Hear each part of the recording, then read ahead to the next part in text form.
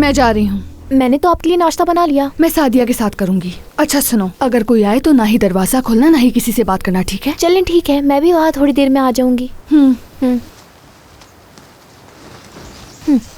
ये चाहती हैं कि मैं किसी से बात ना करूं, क्योंकि इन्हें डर लगता है कि इनके माजी के बारे में किसी को पता ना चल जाए।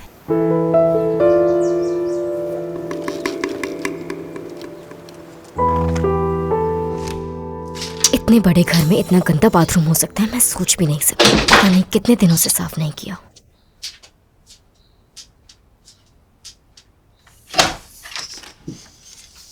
नसरीन, तुम तो यकीन ही नहीं करोगी कि मैं जो बाहर से सुनकर आ रही हूँ। क्या हुआ? इधर आके सुकून से बैठे, बताएं मुझे। नहीं नहीं, सुकून से नहीं बैठ सकती मैं। हुआ क्या है, मुझे कुछ बताए तो सही। सादिया साहब अभी फोन पे बात कर रही थी। उनको अपनी बहन के साथ बात करते सुना मैंने। हाँ तो फिर क्या हुआ? वो कह रही थी कि वो तुम्हें इस घर से निकाल देंगी।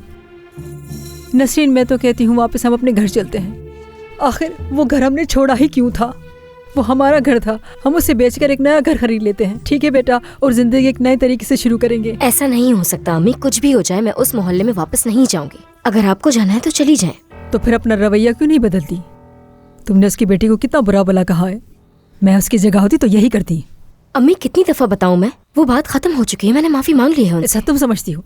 अगर मेरी बेटी को किसी ने कुछ कहा होता तो मैं उसे 1 मिनट बर्दाश्त नहीं करती। अम्मी जो कहना है कहती रहें, मैं इस घर से कहीं नहीं जाऊंगी।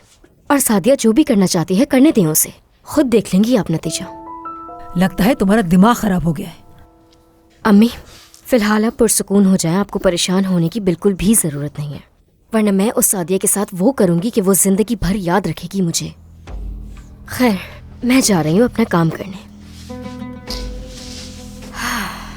अब मैं इन्हें एक अच्छी नौकरानी बन के दिखाऊंगी। रुको, मैं भी आ रही हूँ तुम्हारे साथ।